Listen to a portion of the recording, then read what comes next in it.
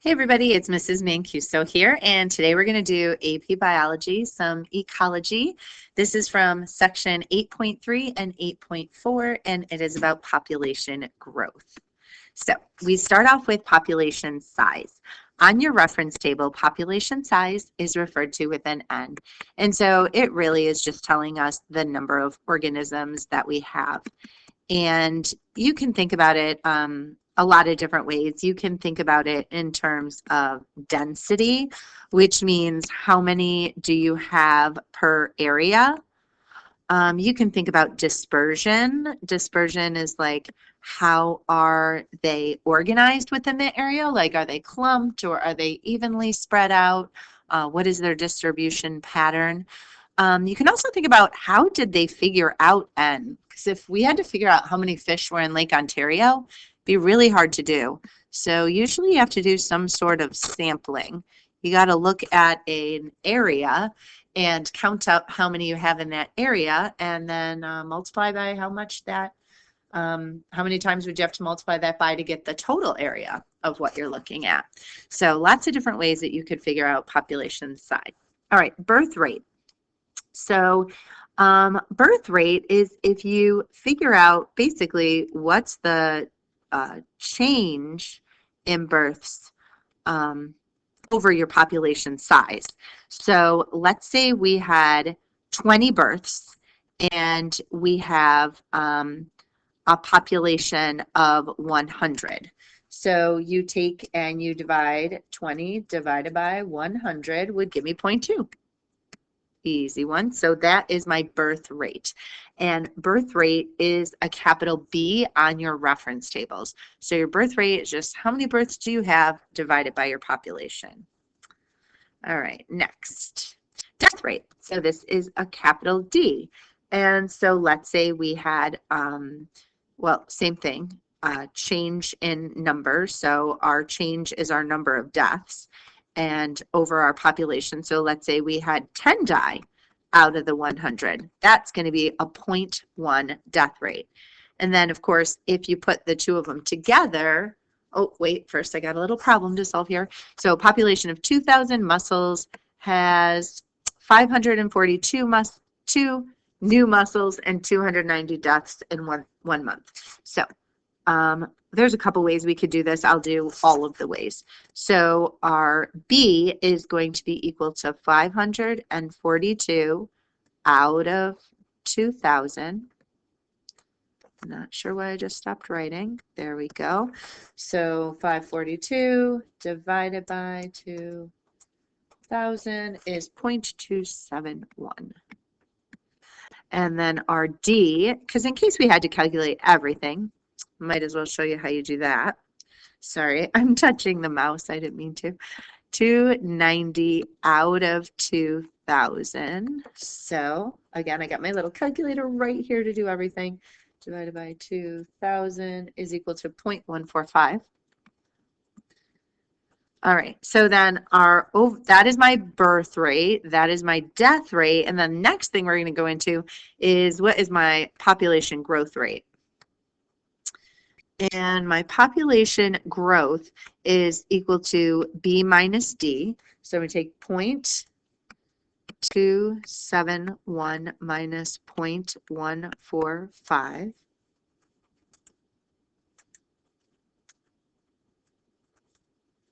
And it's equal to 0.126.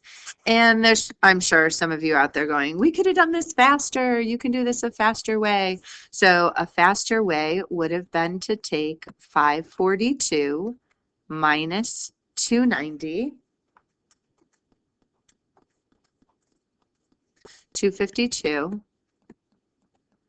out of 2,000. So I always say, change in N over N is going to give me my overall population growth rate. So 252, this better come out 0.126 divided by 2,000 equals, yes, 0.126. So two ways you could solve that, really. A lot of the problems on the reference tables you can solve in multiple ways. So you don't have to stick to just one way of solving it.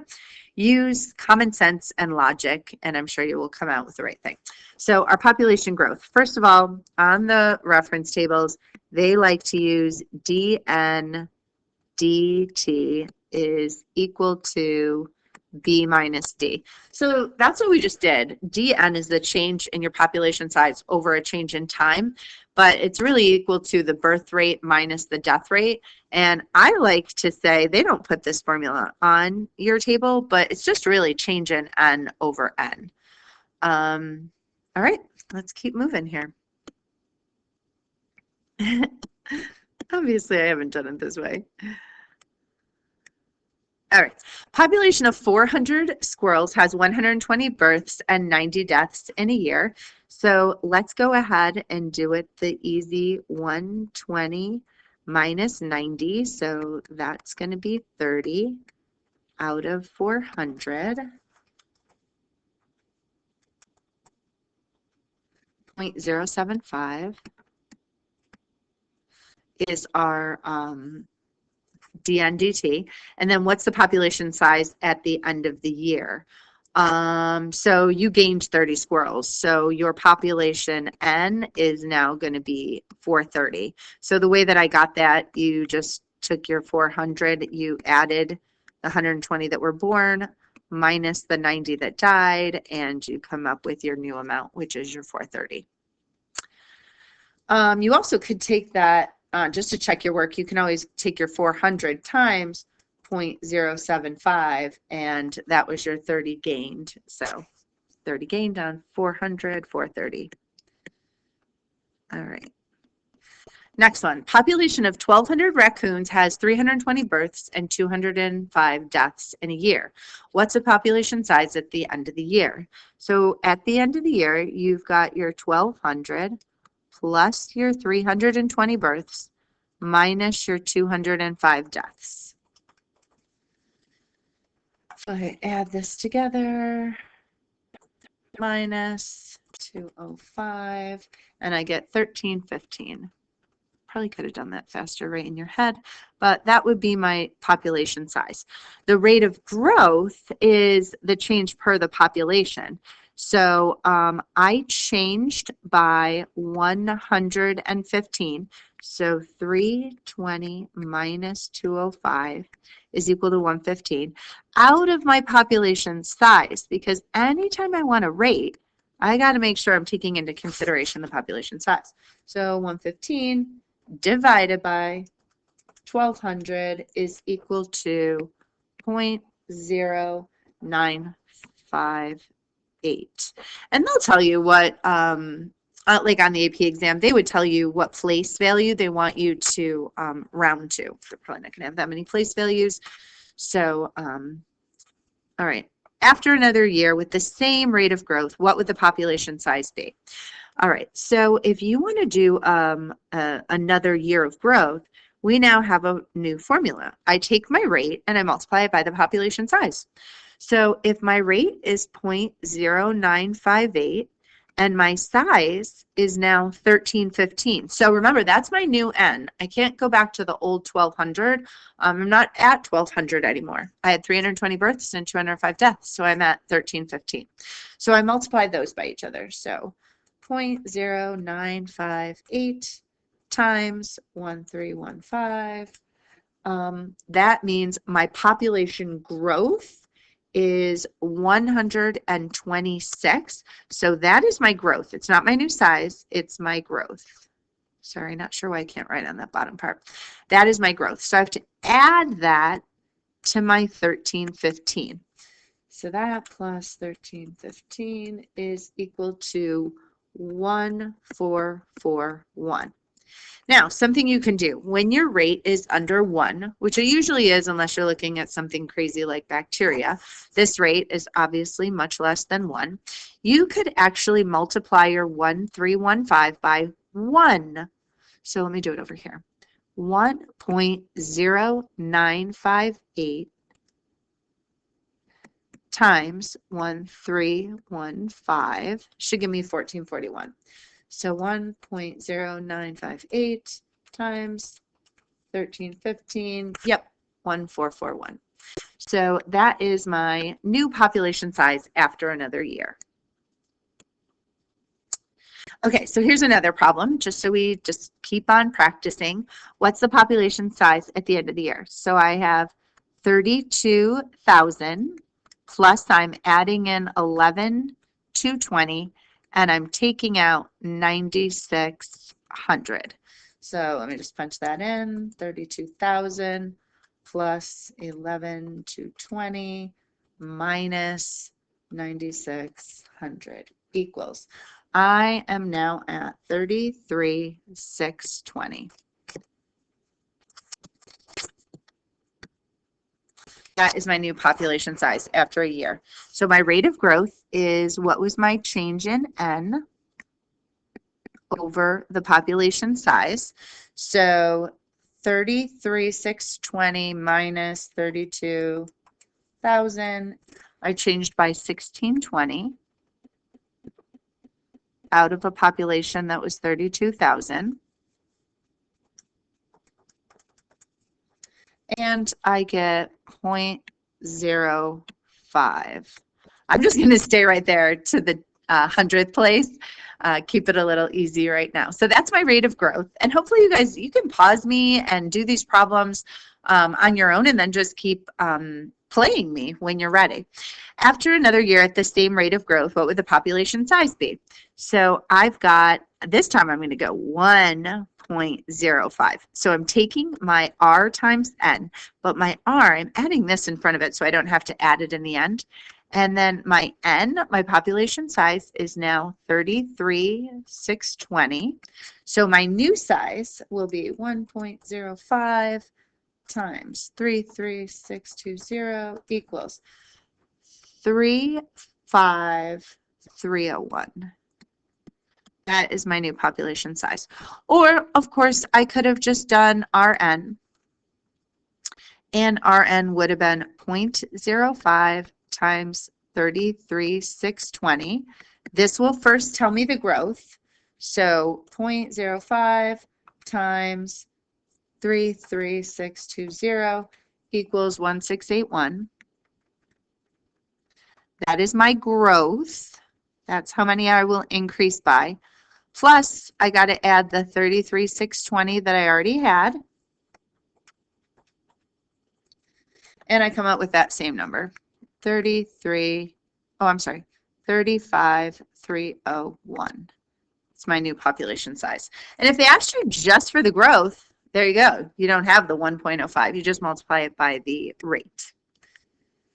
All right. Another problem. So again, definitely stop me this time. Do it yourself. And notice right away there are more deaths than births. So we're going to go down in population size. So I'm starting off with 3,000 seagulls. I add in 820. I take out 960. So 3,000 plus 820 minus 960, 2860. So now my rate is my change in N over N. So I changed by 140 out of 3,000. And this is negative. So I'm going to put that negative on there right away. So I do not forget to put it on there. 140 divided by 3,000 equals negative 0.047. All right, so there we go. That's my rate of growth. And after another year with the same rate, what would my population size be? Whoops. What would my population size be? So again, I have two different ways I could do this. I am doing R times N, so 0.047 negative times my population is at 2860. This will tell me my growth because this is going to tell me my my overall change. So I take 2860 times 0.047 and I get 134 0.42. And that's how much I'm going to go down by. So I take 2860 minus 134. Let's just do whole numbers. Let's say I'm looking at my population size. I don't want to have a part of an organism. I can't. So 134. So 2860 minus 134 members will be 2726. That is my new population growth. Or I'm sorry, that is my new population size. It went down by 134. Or the other way I could have solved that, negative 1.047 times 2860 would give me 2726.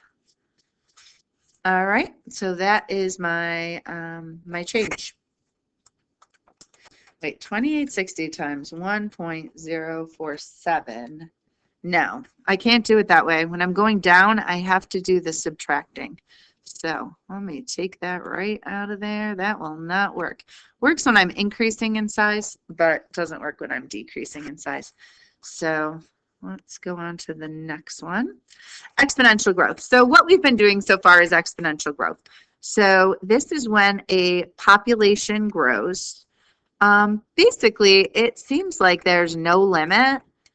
There will eventually be some limits, but what I mean by no limit is that there are a lot of available resources. So there is a lot of food, there is a lot of space, there's few predators. It's just like living easy, living large. I cannot keep writing. I guess I'm off the page. Few predators. Exponential growth curves look like that. The steeper the curve, the greater the rate. So this one has a higher rate than this one. And if you're going to calculate it, it's our RN calculations that we have been doing. So we're going to do a bunch more of them. So mosquitoes are growing exponentially in an area with abundant resources. Its reproductive rate is 6.78 mosquitoes per day. You have a population of 50 mosquitoes to start. What will the population, what will be the population size after each? I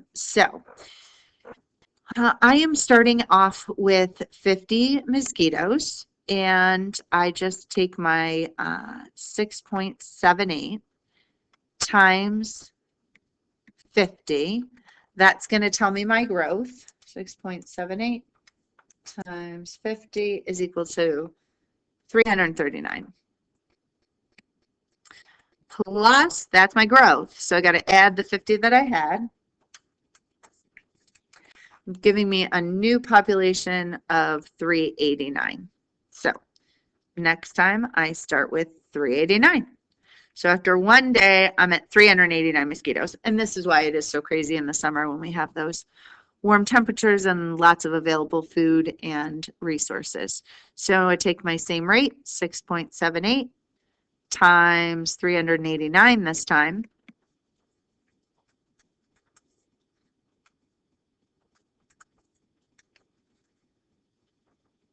$2,637 plus the 389 I already had.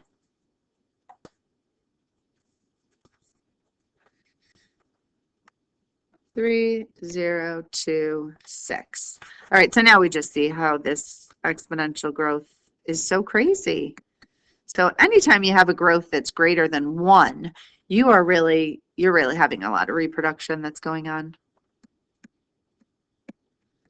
So I keep going, 6.78 times 3,026 is equal to 20,516 plus the 3,000 I had. This is just astronomical numbers. This is why populations get so out of control so quickly. I now have 23,000. This all started with 50 mosquitoes. 23,542. All right, 23,542. So I take my 6.78 times 23,542 is equal to 23,542, 159,615 plus the 23,542 I already had. And I am up to 183,157. All right.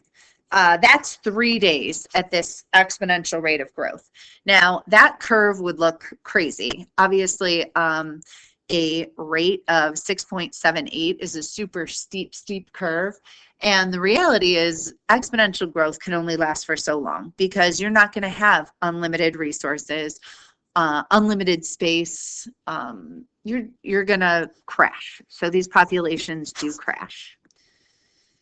All right, next, you have 200 roundworms at time 0. I got 200 here. An hour later, 40 worms have been born and 67 have died. Calculate the reproductive rate. All right, so I want my 200. Actually, I just want to do my change above that. So plus 40 minus 67. Ooh, this is going to be another negative one. So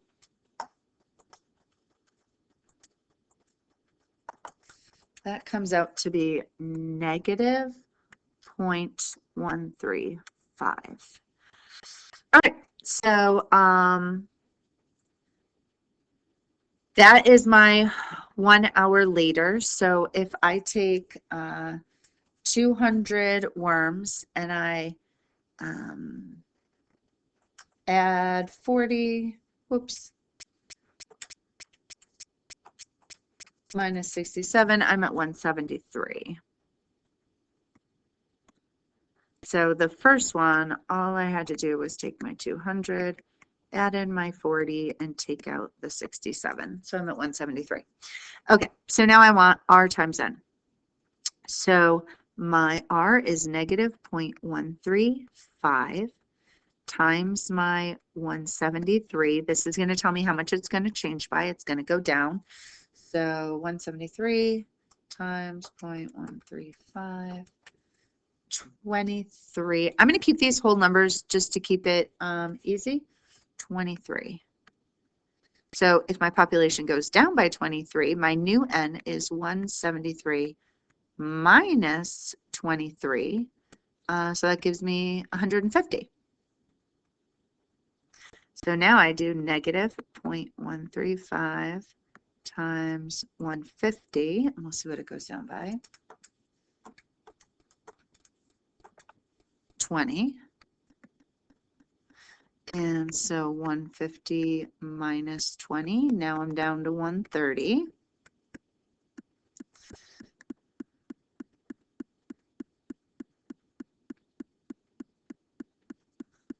And 30 times 0.135 is 17 and a half. So we'll say that's 18.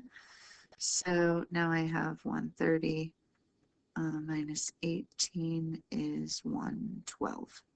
So that's what my population would be after those 3 hours of having that negative rate of growth. All right, carrying capacity. So most populations do not do this crazy growth. They end up doing this and leveling out. And where they level out, that's their carrying capacity. So it's the maximum number of organisms and area can hold. And there are lots of limiting factors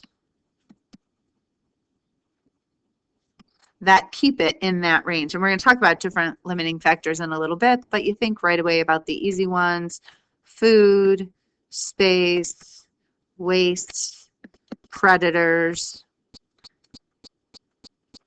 All right. So doing, R versus K selected species. So K selected species are the ones that grow to carrying capacity, and R selected ones are the ones that grow exponentially. So these grow logistically. These tend to be usually larger animals that grow slowly, and their populations grow slowly, and they reproduce slower and at older ages. So think about things like elephants. Whereas R are very opportunistic species, meaning they'll take over new areas. And opportunistic species grow exponentially. And when they grow exponentially, they are obviously growing very fast and they reproduce very young. And so this curve tends to look like this, and this curve goes up more slowly and levels out. This is an S-shaped curve. This is a J-shaped curve, difference between logistic and exponential growth. All right, logistic growth is equal to not just Rn anymore, but it's Rn times K minus N over K. So that's going to be our calculation, where K is our carrying capacity. We already know N is our population size and R is our rate of growth. So here, we'll do a little practice. A population of 1,900 monkeys with a population yearly growth rate of 0.23 is inhabiting a large area with a carrying capacity of 2,500.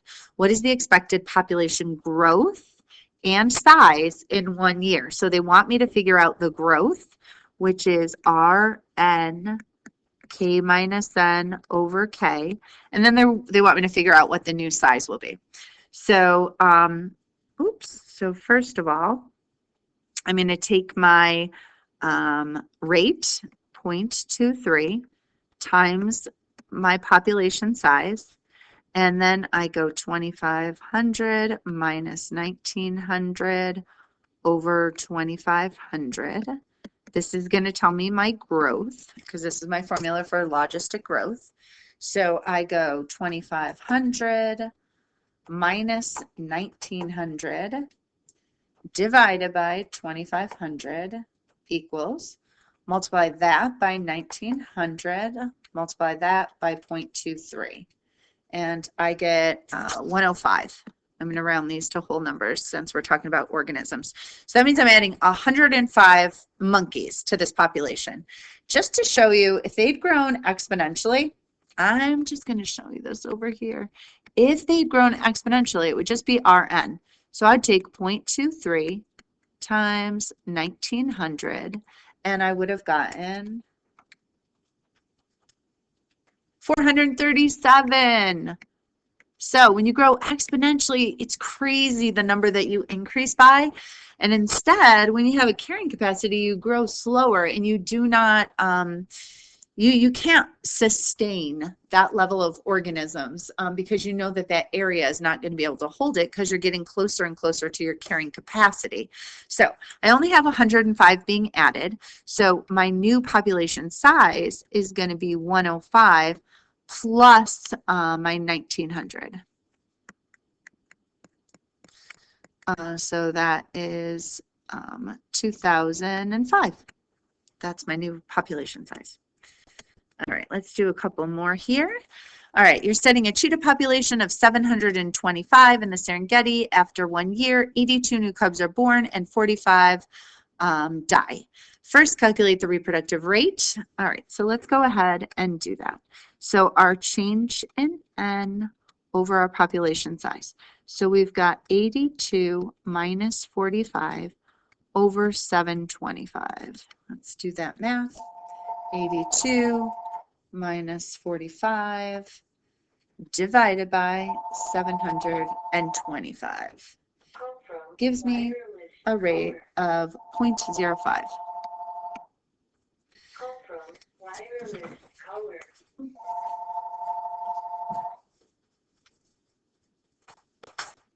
Hello, we've reached the main queue, so sorry, your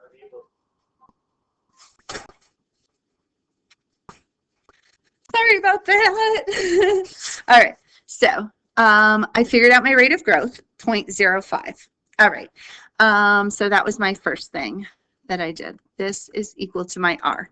Carrying capacity for cheetahs in my area is 1,100, so that's my K. What will be the population size after each? All right, so I start off times 0. So the first year, they've given me the information that I need. So I started with 725 cheetahs. I go 725 plus 82 minus 45 equals my size at the end of 1 year. So I don't have to do their actual calculation for the first year. 725 plus 82 minus 45 equals 762. All right, that 762, I'm now going to use with my rate. So I'm going to go 0.05 times 762. And then I'm going to do, my K was 1,100. 1,100 minus 762 over 1,100 equals, and this is just going to give me my growth. So let me do that math. 1,100 minus 762 divided by 1,100 equals, and then I go times 762 times 0.05, and I get 11.7, so we'll say we're adding 12. 12 is my growth. So I add 12 to 762, and I'll have my new population size, 774. All right, so now I'm at 774, and I do this again. 0.05, 774, 1,100 minus 774 over 1,100 will give me my growth. So 1,100 minus 774 divided by 1,100 times 774 times 0.05. This time my population is going to go up by 11.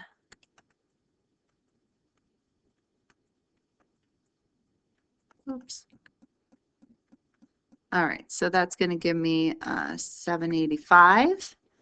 So then 785 is here, 0.05 times 785, 1,100 minus 785 over 1,100 equals, okay, 1,100 minus 785 equals, divided by 1,100 equals, times 785 times 0.05.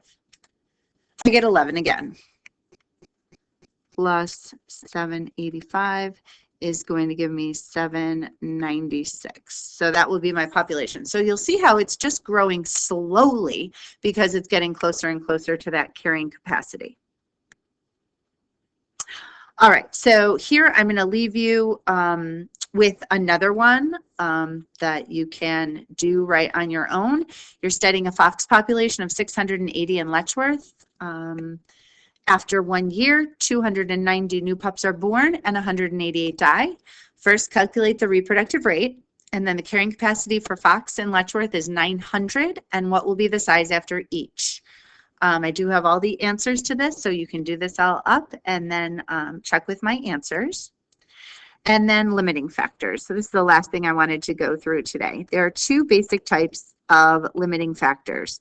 There's density dependent and there's density independent.